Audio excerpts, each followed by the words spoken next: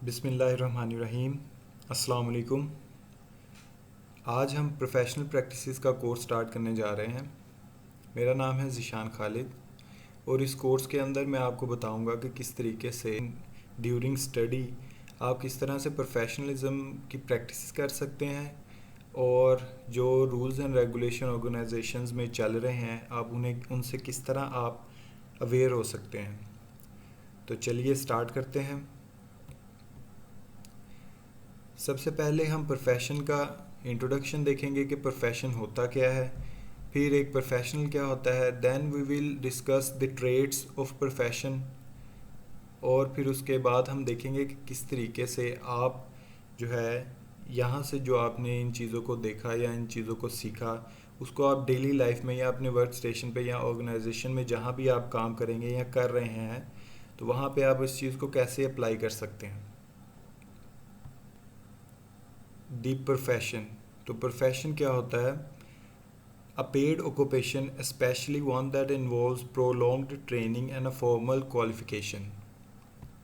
आप इसे आसान लफ्ज़ों में ऐसे कह सकते हैं कि एक ऐसा ऑक्यूपेशन जो आपको पे कर रहा है या जहाँ से आप पैसा या अर्निंग कर रहे हैं, ठीक है, तो उसको हम बोलते हैं कि वो एक प्रोफेशन है। इसके अंदर इन्वॉल्व आ जाती है ट्रेनिंग, आपकी आ जाती है और आपकी क्वालिफ़िकेशन, मतलब जिस फील्ड में आपने ट्रेनिंग की है, जिस एरिया में आपने ट्रेनिंग की है और जो आपकी क्वालिफ़िकेशन है उससे रेलिवेंट जो भी आप काम करेंगे अर्निंग करने के लिए, हम उसे बोल सकते हैं कि ये प्रोफेशन है।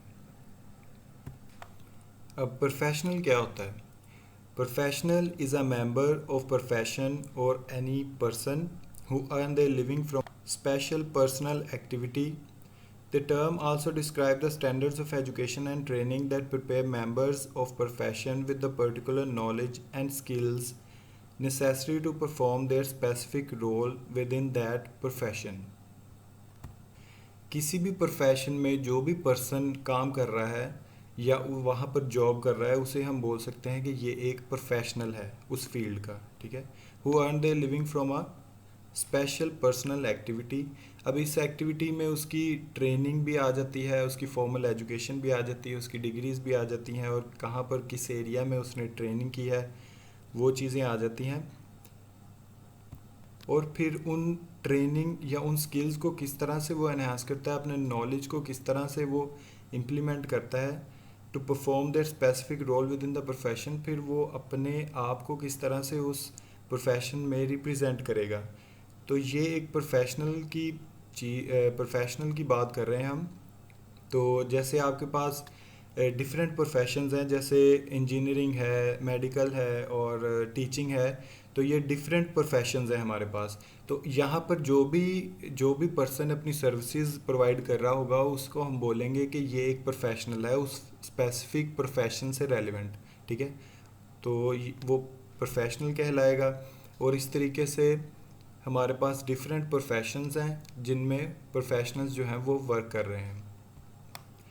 प्रोफेशनल रिस्पॉन्सिबिलिटीज़, तो जैसे कि हमने अभी बात की कि प्रोफेशनल क्या होता है, तो अभी प्रोफेशनल की रिस्पॉन्सिबिलिटीज़ क्या होती हैं। जैसा कि मुझे पता है कि अभी जो ये वीडियो देख रहे हैं वो ज़्यादातर तो कंप्यूटर साइंस के स्टूडेंट्स हैं या इंफॉर्मेशन टेक्नोलॉजी के, सॉफ्टवेयर इंजीनियरिंग के। तो with reference to these professions, इनको क्या क्या वर्किंग प्रोफेशनल्स जो है किस किस एरिया में इन्हें जो है वो जॉब्स हो सकती हैं इनकी, और इनकी क्या क्या रिस्पॉन्सिबिलिटीज़ हो सकती हैं वो हम देखते हैं। Including network administration, software development and installation and the planning and management of an organization's technology life cycle by which hardware and software is maintained, upgraded and replaced. तो ये कुछ रिस्पॉन्सिबिलिटीज़ हैं जो कि एक कंप्यूटर साइंस या information technology के students को मिल सकती हैं जब वो एक प्रोफेशनल फील्ड के अंदर जाएगा। जैसे नेटवर्क एडमिनिस्ट्रेशन मिल सकती है, सॉफ्टवेयर डेवलपमेंट, कोई सॉफ्टवेयर को डेवलप करना है, या installing and planning and management of an organization technology life cycle, मतलब टोटली जो उसका इंस्टॉल करना, फिर उसको प्लान करना, फिर उसको मैनेज करके रखना है। तो ये एक ऑर्गेनाइजेशन का पूरा लाइफ साइकिल को हैंडल करने की रिस्पॉन्सिबिलिटी हो सकती है, ठीक है। अपग्रेड एंड मेंटेन, रिप्लेस्ड, तो ये कुछ चीज़ें जो कि कंप्यूटर साइंस या इंफॉर्मेशन टेक्नोलॉजी के स्टूडेंट्स को पे रिस्पॉन्सिबिलिटी आ सकती है जब वो एक प्रोफेशनल फील्ड में जाएंगे। But these are not enough, तो ये इनफ नहीं है। तो वो किस तरह से है वो हम आगे देखते हैं। तो पहले मैं आपको बता दूं कि जितनी भी हमारे पास प्रोफेशंस हैं उनकी कोई ना कोई काउंसिल्स होती हैं, कोई गवर्निंग बॉडीज़ होती हैं जो उनके रूल्स सेट करती हैं।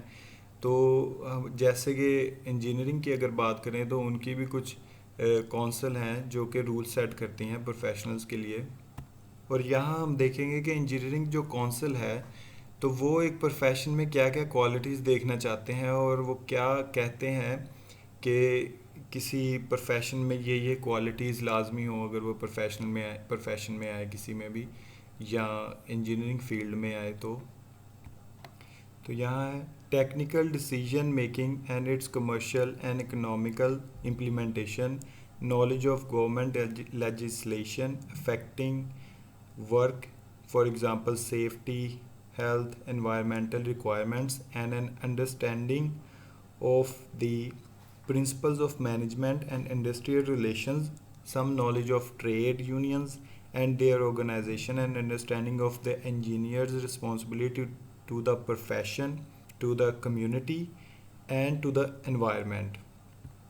उनके ख्याल में जो एक इंजीनियर है, जो एक प्रोफेशनल इंजीनियर है, उसको टेक्निकल डिसीजन मेकिंग भी आनी चाहिए और कमर्शियल एंड इकोनॉमिक इम्प्लीमेंटेशन, मतलब कि किस तरीके से कमर्शियली उसको इम्प्लीमेंट करना है, इकोनॉमिकली इम्प्लीमेंट करना है। Knowledge of government legislation affecting work, तो हेल्थ सेफ्टी एनवायरमेंटल रिक्वायरमेंट्स जो हैं, तो इन चीज़ों को भी उसको अंडरस्टैंडिंग होनी चाहिए। Understanding of principles of management के प्रिंसिपल्स रूल्स, या किस तरीके से हम चीज़ों को मैनेज करते हैं, इसके प्रिंसिपल्स इसके रूल्स उसे पता होना चाहिए। एंड इंडस्ट्रियल तो रिलेशंस जो हैं, इंडस्ट्रियल रिलेशंस, उसके बारे में उसे नॉलेज होनी चाहिए एक इंजीनियर प्रोफेशनल को। इंडस्ट्रीज़ के आपस में क्या रिलेशंस हैं, क्या चल रहा है, और इस तरीके से the knowledge of trade unions and their organization and understanding of engineers responsibility to profession to the community and to the environment. और एनवायरनमेंट और कम्युनिटी और प्रोफेशन के अगेंस्ट उस इंजीनियर का जो बिहेवियर है या उसकी अंडरस्टैंडिंग इसके अगेंस्ट होनी चाहिए। तो ये सारे मिल के एक ऐसे रूल्स या ऐसा नॉलेज प्रोवाइड करते हैं जो कि एक जो इंजीनियरिंग प्रोफेशनल है इसके बारे में नॉलेज होनी चाहिए उसे। तो इसका मतलब ये है कि जो आप बुक्स पढ़ते हैं तो वो जो आपको नॉलेज प्रोवाइड करती हैं बुक्स, वो इनफ नहीं है आपको एक प्रोफेशनल बनाने के लिए। तो यहाँ पे ये सारी चीज़ें आपको पता होंगी, तभी आप एक इंजीनियरिंग प्रोफेशनल जो है वो कहलाएंगे। दी प्रोफेशनलिज्म, तो a profession is not just what you do, it's who you are. तो प्रोफेशन जो है वो एक काम नहीं है कि आप कहते हैं कि चलो ये मेरा काम है तो मैं कर लेता हूँ। ये आपको डिफ़ाइन करता है कि आप क्या हो। It's defines who you are. ठीक है। तो professionalism is a way of thinking and living rather than an accumulation of learning. तो जो प्रोफेशनलिज्म है वो आपकी शख्सियत को ज़ाहिर करता है कि आप किस वे में सोचते हो, किस वे में आपकी लिविंग जो स्टैंडर्ड्स हैं वो क्या है, और ना कि सिर्फ जो लर्निंग या आप जो चीज़ें सीख रहे हो उन्हें जमा करते जाओ, बल्कि आप उन्हें किस तरह से इम्प्लीमेंट करते हो, आप किस तरह से चीज़ों को सॉर्ट आउट करते हो। तो ये प्रोफेशनलिज्म जो है वो आपको सिखाता है और आपकी वे ऑफ थिंकिंग बताता है टूवर्ड्स द एनवायरनमेंट। तो ये आपके एटीट्यूड के बारे में बताएगा आपका प्रोफेशन, ना कि सिर्फ जो आपने यूनिवर्सिटी में या कॉलेज में आपने चीज़ें सीखी उन्हें आपने याद कर लिया, वो चीज़ नहीं। ये आप किस तरह से बिहेव करते हो अपनी लाइफ में, ये सारी चीज़ें प्रोफेशनलिज्म बताती है। फिर आ जाते हैं हमारे पास ट्रेड्स ऑफ प्रोफेशन। ट्रेड्स में आपके पास आप कोई भी प्रोफेशन उठा लें, आपके पास ये चार जो ट्रेड्स हैं ये लाजमी उसमें मौजूद होंगे, या ये लाजमी किसी भी प्रोफेशनल या प्रोफेशन में ये चीज़ें उसमें होनी चाहिए एक प्रोफेशनल में। तो जैसे पहले ट्रेड की बात करें तो 4 ट्रेड्स ऑफ प्रोफेशन, ये 4 ट्रेड्स हैं। Varied activities required special skills, varied activities मतलब कि अगर सपोज करें कि अगर आप मेडिकल के स्टूडेंट हैं तो वेरिड एक्टिविटीज़ जो हैं उसके अंदर आ जाती हैं। आप सर्जरी कर सकते हैं तो उसके लिए आपके पास स्पेशल स्किल्स होनी चाहिए। फिर इंजेक्शन लगाना है उसके लिए आपके पास स्किल्स होनी चाहिए। मतलब ये चीज़ें आपको पता होना चाहिए। अगर कोई बिल्डर है, अगर कोई सिविल इंजीनियर है, तो वो अगर कोई बिल्डिंग बनाता है या रोड बनाता है तो वो रोड कितना बोझ उठा सके या वो बिल्डिंग कितनी देर तक वो जो है मतलब कि कितनी देर तक वो बिल्डिंग खड़ी रह सकती है। तो इस तरह की रिस्पॉन्सिबिलिटीज़ के लिए स्पेशल स्किल्स चाहिए। जो एक्टिविटीज़ हैं उनके लिए स्पेशल स्किल्स चाहिए जो कि एक प्रोफेशन के अंदर या एक प्रोफेशनल में होनी चाहिए। उसके बाद आ जाता है सोसाइटी सेंट्रिक मोटिवेशन। इसमें जैसे कि अगर हम मेडिकल स्टूडेंट्स की बात करें या मेडिकल प्रोफेशन की बात करें तो अगर सोसाइटी में उसकी रिस्पॉन्सिबिलिटी या मोटिवेशन क्या होना चाहिए कि सोसाइटी में अगर लोग बीमार हो रहे हैं तो वो उनका ख्याल करे, ख्याल रखे उनका। और अगर इंजीनियरिंग की बात करें तो इंजीनियरिंग में मोटिवेशन उसकी क्या हो सकती है कि वो लोगों को रियल लाइफ जो सॉल्यूशंस हैं वो प्रोवाइड करें उनकी प्रॉब्लम्स के अगेंस्ट। नेक्स्ट नंबर 3 पे हमारे पास आता है पर्सनल स्टैंडर्ड्स ऑफ एक्सीलेंस। तो हर शोबे में, हर प्रोफेशन में कोई ना कोई पर्सनल स्टैंडर्ड्स ऑफ एक्सीलेंस होते हैं। जैसे हम किसी डॉक्टर की बात करें तो हमें पता होता है कि ये डॉक्टर जो है वो अच्छा है, ये डॉक्टर जो है वो काम ठीक से नहीं करता। या कोई इंजीनियर है तो वो उसको इंजीनियरिंग की क्वालिटीज़ उसमें सारी पाई जाती हैं। एज अ बेस्ट इंजीनियर की क्वालिटी उसमें पाई जाती है। तो इस तरह के कुछ पर्सनल स्टैंडर्ड्स हम सेट करते हैं प्रोफेशंस के लिहाज से। और किस तरीके से हम चीज़ों को जो सॉर्ट कर सकते हैं अपने अंदर, वो उन स्टैंडर्ड्स को डेवलप करें, एक्सीलेंस के स्टैंडर्ड्स को डेवलप करें एज अ प्रोफेशनल। अगर हम टीचर हैं या हम कोई सॉफ्टवेयर इंजीनियर हैं, किसी जगह पे काम कर रहे हैं, तो हमें पता होना चाहिए कि क्या क्या चीज़ें जो हैं मुझे एक्सीलेंस की तरफ लेके जा सकती हैं और मेरे अंदर क्या क्या वो स्टैंडर्ड्स मैं डेवलप कर सकता हूँ जिससे जो है मेरी पर्सनल स्टैंडर्ड की जो है ना वो एक्सीलेंस हो सकती है, मतलब कि वो बेहतर हो सकती है चीज़ें। अब लास्ट पे है हमारे पास गिविंग बैक टू सोसाइटी। अब सोसाइटी की बात की जाए तो सोसाइटी में आपने रह के बहुत ज़्यादा चीज़ें सीखी हैं, बहुत ज़्यादा चीज़ें लर्न की हैं। ठीक है, you are nothing as a single individual.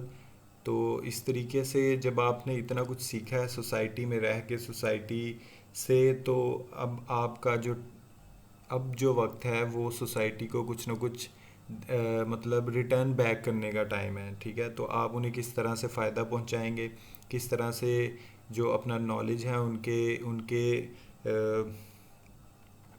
लिए बेस्ट वे में यूज़ कर सकते हैं। तो ये 4 ट्रेड्स हैं जो कि किसी भी प्रोफेशन में जो है एक प्रोफेशनल को फॉलो करने चाहिए और जो किसी भी प्रोफेशन को डिफ़ाइन करते हैं। अब प्रोफेशनल बिहेव्स एथिकली। तो अब हम बात करेंगे कि प्रोफेशनल जो है उसे बिहेव करना चाहिए एथिकली। तो एथिक्स क्या है? Ethics means something more than law and moral. एक ऐसी चीज़ आ जाती है जो कि लॉ और मॉरल से थोड़ी ज़्यादा हो जाती है। ठीक है, तो उसको हम बोलते हैं कि ये एथिक्स हैं। ठीक है, तो नेक्स्ट आपको क्लियर हो जाएगा। It carries an additional connotation of rightness, कि ऐसा एक एलिमेंट साथ अटैच हो जाता है जो कि राइटनेस का एडिशनल एलिमेंट होता है, जो कि आपको बताता है कि क्या चीज़ सही है और क्या चीज़ गलत है। तो इस तरीके से किस थोड़ा और डिफाइन करेंगे इसको। Breaking the law can earn a fine, breaking the law can earn a fine और जेल टाइम। तो अगर आप कहीं पे वर्क कर रहे हैं एज अ प्रोफेशनल और आप जैसे लॉ ब्रेक करते हैं, तो कोई चीज़ आप चोरी कर लेते हैं वहाँ से, या कोई पर्सन जो है वो लॉज ब्रेक करता है वहाँ के, तो उसको क्या हो सकता है इस वे में कि कैन अर्न अ फाइन, उसे फ़ाइन हो सकता है और या जेल हो सकती है। अगर तो वो कोई बड़ा लॉ जो है वो ब्रेक कर रहा है तो उसे जेल भी हो सकती है। Breaking a moral can ruin your reputation. अगर आप मॉरल, मॉरल मतलब ऐसी चीज़ है कि जो आप अपनी फैमिली से सीखते हो, अपनी सोसाइटी से सीखते हो, या आपका मज़हब आपको सिखाता है मॉरल, तो वो जैसे हमने बड़ों से अपने टीचर से, बड़ों से प्यार से बात करनी है, इज़्ज़त से बात करनी है, अपने छोटों पर शफ़क़त करनी है, तो इस तरह की जो चीज़ें हैं वो मॉरल में आ जाती हैं। तो अगर आप ऐसी चीज़ों का ख्याल नहीं करेंगे, अगर आप अपने सीनियर से अच्छे तरीके से बात नहीं करेंगे, तो वो आपकी रेपुटेशन इससे ख़राब होगी। ठीक है। तो ब्रेकिंग एन एथिक क्या होगा, कैन रून योर कंसाइंस। तो इस तरीके से अगर आप एथिक्स, जो कि एक एलिमेंट, आप लॉ और मॉरल के एक स्टेप आगे अगर जाएं तो वो एथिक्स आएंगे। तो एथिक्स अगर आप ब्रेक करते हो तो उससे, जैसे आप किसी बैंक में हो, बैंक में गए हो आप, आपने कोई बिल जमा करवाना है और वहाँ पे लाइन लगी हुई है, तो आपका वहाँ पर एथिक्स आपके जो है वो शो होंगे कि आपको आप क्या करेंगे वहाँ पे, लाइन में लगेंगे, ना कि आप लोगों को धक्के देंगे और लोगों से बदतमीज़ी करके लाइन से आगे जाएंगे। तो आप लॉज भी ब्रेक कर रहे हैं, आप मॉरल्स का भी ख्याल नहीं कर रहे, तो ये आपके एथिक्स कहलाएंगे। It's possible to break all three simultaneously. और कुछ सिचुएशंस ऐसी भी आ सकती हैं कि कोई पर्सन जो है तीनों लॉ, मॉरल और एथिक्स को एट द सेम टाइम वो ब्रेक कर रहा हो। तो आज के लिए सिर्फ इतना ही कि हमने देखा कि प्रोफेशनलिज्म क्या होता है, प्रोफेशन क्या होता है, और इनके ट्रेड्स क्या होते हैं।